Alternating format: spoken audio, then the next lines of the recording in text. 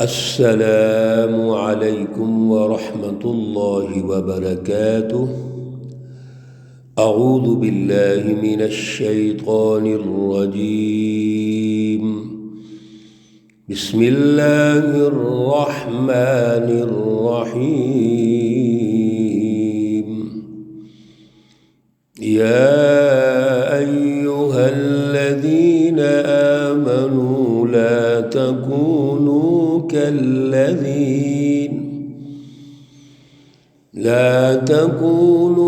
كالذين آذوا موسى فبرأه الله مما قالوا وكان عند الله وجيها۔ صدق الله العلي العظيم۔ اللهم صل على سيدنا ومولانا محمد النبي الأمي وعلى آله وأصحابه وبارك وسلم وصل عليه۔ معزز سامعین و سامعات، سورۃ الاحزاب پارہ نمبر 22، آیات مقدسہ نمبر 69، 70، 71 ہیں، اور الحمدللہ سورہ مقدسہ کا آخری رکوع یہاں سے شروع ہو رہا ہے۔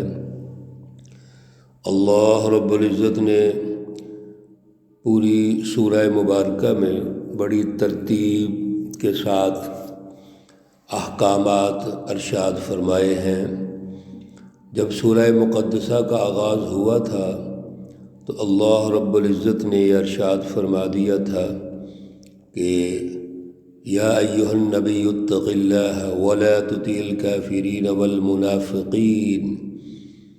یہ سورہ احزاب اصل میں احزاب کی نفی ہے کہ جتنا بھی دشمن کا ایک اتحاد بنایا گیا تمام جماعتوں پر مشتمل، اور اس کے مقابلے میں حزب اللہ رب العزت کی سچی جماعت ہے، تو اللہ نے اس سچی جماعت کو غالب کیا، لیکن جد و جہد کے ساتھ محنت کی، اعلیٰ ایمان اور اعلیٰ شعور اختیار کیا، اور اس وقت کے جو معروضی حالات تھے ان حالات میں جنگی پلاننگ کی۔ اللہ رب العزت نے اس سچی جماعت کو غالب کر دیا، اگرچہ وقت لگا لیکن غلبہ سچی جماعت کا ہوا۔ میرے عزیزو، یہ ہمیں بات سمجھ لینی چاہیے کہ ہمیشہ دنیا اور آخرت میں سچی جماعتیں ہی کامیاب ہوں گی۔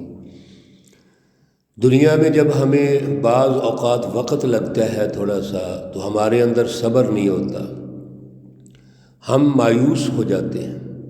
آج کے دور میں بھی ایسے ہی ہو رہا ہے۔ سچ اگر غالب نہیں ہے، جھوٹ غالب ہے، تو ہم جھوٹ سے متاثر ہو کر سچ بولنے سے مایوس ہو جاتے ہیں۔ آج اگر ظلم غالب ہے تو ہم کمپرومائز کر کے سیاسی نظام سے چلتے ہیں اور عدل سے کمپرومائز کر لیتے ہیں کہ شاید یہ آ ہی نہیں سکتا۔ ایسی بات نہیں ہے۔ اس پوری سورہ مقدسہ میں اللہ رب العزت کی جو سچی رہنمائی ہے اس پہ غور و فکر کرنا چاہیے۔ اللہ نے کھول کے ہر چیز بیان کر دی ہے۔ تو آغاز میں فرما دیا تھا کہ ان منافقین کی، کافروں کی پیروی نہیں کرنی، یہ جھوٹی جماعتیں ہیں، ان کے پراپوگنڈے میں نہیں آنا، یہ مختلف طریقوں سے پراپوگنڈا کریں گے۔ اور پھر انبیاء علیہم السلام کی جد و جہد کی بھی مثالیں دی۔ یہاں بھی آج کے آیات مقدسہ میں اللہ رب العزت حضرت موسیٰ علیہ السلام کی مثال دے رہے ہیں۔ یا ایہا الذین آمنوا، اے ایمان والو، لا تکونوا، مت ہو جاؤ، کالذین آذوا موسیٰ، ان لوگوں کی طرح جنہوں نے موسیٰ علیہ السلام کو تکلیف پہنچائی۔ ان کو اذیت دی، ستایا ان کو۔ حضرت موسیٰ علیہ السلام جب فرعون سے نجات حاصل کرتے ہیں اور بحر قلزم بحفاظت کراس کر جاتے ہیں، فرعون اور اس کی جتنی بھی اشرافیہ تھی وہ دریا میں غرق ہو جاتے ہیں، ڈوب جاتے ہیں، تباہ و برباد ہو جاتے ہیں۔ تو آگے جب فلسطین پہنچتے ہیں تو بیت المقدس پر قوم عمالقہ کا قبضہ تھا۔ حضرت موسیٰ علیہ السلام نے جب جہاد کے لیے کہا کہ ان سے لڑتے ہیں تو قوم کہنے لگی فاذهب انت وربک فقاتلا انا ہاہنا قاعدون، آپ جا کے لڑو اور آپ کا رب لڑو، ہم تو یہاں بیٹھ کے دعائیں کرتے ہیں آپ کے لیے، ہم دعا کر سکتے ہیں لیکن لڑائی جنگ یہ ہم نہیں کر سکتے، یہ اللہ کرے اور آپ لڑو جا کے۔ یہ بہت بڑی تکلیف پہنچائی انہوں نے، آپ کو پریشان کیا۔ تو غزوہ احزاب اور سورۃ الاحزاب جتنی ہم یہاں درس میں سن رہے ہیں، اس کے سیاق و سباق سے دیکھا جائے تو حضرت موسیٰ علیہ السلام کے سامنے جہاد کا انکار کیا انہوں نے۔ تو اللہ رب العزت مومنین سے یہ ارشاد فرما رہے ہیں کہ آپ موسیٰ علیہ السلام کو جیسے ان کی قوم نے جواب دے دیا، جہاد نہیں کیا، آپ ایسے نہیں کریں گے۔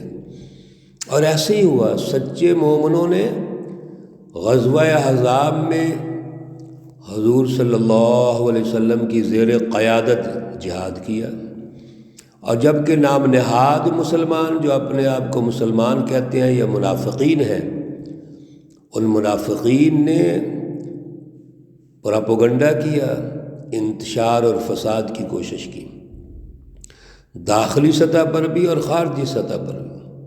اس لیے فَبَرَّأَهُ اللَّهُ مِمَّا قَالُوا، موسیٰ علیہ السلام کو انہوں نے تکلیفیں پہنچائی اور اللہ نے ان کو بری کر دیا، جو وہ کہتے تھے اس سے اللہ نے بری کر دیا۔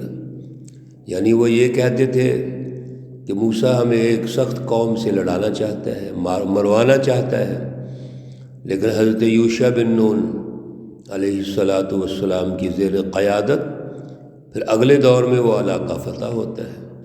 اللہ رب العزت نے سچی جماعت کو غالب کر دیا۔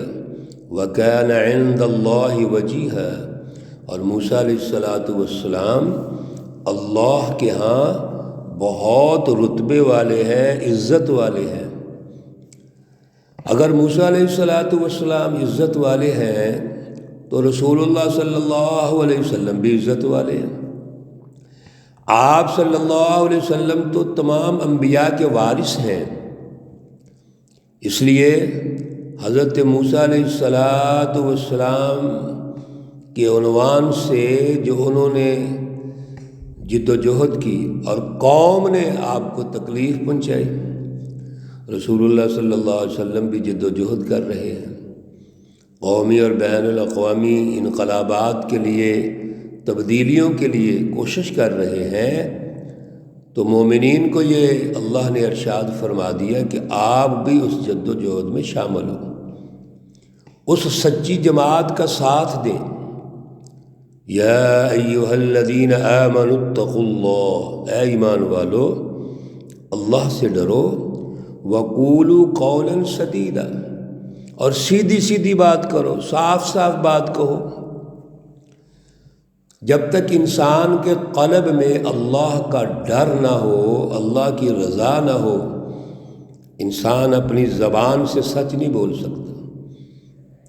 پہلا مرحلہ اللہ سے تعلق ہے، دوسرا مرحلہ صاف گوئی ہے، سچ ہے۔ اور اگر یہ سچ نہیں بولا جائے گا، صاف گوئی نہیں ہوگی، دھوکہ دہی ہوگی، تو جتنے بھی ارتقائی مراحل ہیں اس میں انسان ناکام ہو جاتا ہے۔ اس لیے اللہ رب العزت نے پہلی بنیاد تقوی ارشاد فرمائی، جس کا مرکز دل ہے، اور دوسرا زبان اور قول کے اعتبار سے ارشاد فرما دیا کہ آپ سچی بات کہو۔ تو جب تک دل صاف نہیں ہوگا، دل اللہ سے نہیں جڑے گا، اللہ کا تقوی دل میں نہیں ہوگا، میرے عزیزو، زبان کبھی بھی سچ نہیں بولے گی۔ آج بڑی پریشانی کی بات ہے کہ جو لوگ، جن کو اللہ نے نماز کی توفیق دی، قرآن پاک سننے کی، پڑھنے کی توفیق دی ہے، وہ بھی زبان پر جھوٹ بولتے ہیں، اپنے قول کے پکے اور سچے نہیں ہوتے، بظاہر وہ نماز پڑھ رہے ہوتے ہیں۔ تو ہم پر یہ زیادہ ذمہ داری عائد ہوتی ہے، جو اللہ کا نام لیتے ہیں، اللہ رب العزت کے حوالے سے جو نماز پڑھتے ہیں، قرآن پاک کی تلاوت کرتے ہیں، ان پر زیادہ ذمہ داری ہے کہ وہ اپنے قول میں پکے اور سچے ہوں۔ سب سے بڑی چیز یاد رکھیے، زبان ہے۔ کسی بھی انسان کے کریکٹر اور کردار کا پتہ اس کی زبان سے چلتا ہے۔ زبان سے وہ کیا کہہ رہا ہے اور عمل کیا کر رہا ہے۔ لما تقولون ما لا تفعلون، اللہ رب العزت نے ارشاد فرما دیا کہ جو زبان پہ ہے وہی دل میں ہے، وہی عمل ہونا چاہیے۔ یہ نہیں ہونا چاہیے کہ زبان پہ کچھ اور ہے اور عمل کچھ اور ہے۔ جب دل اللہ سے جڑ جائے گا، دل میں اللہ کی رضا ہوگی، اللہ کی پہچان ہوگی، پھر زبان کا بھی سچے ہوں گے اور عمل و کردار کے بھی سچے ہوں گے۔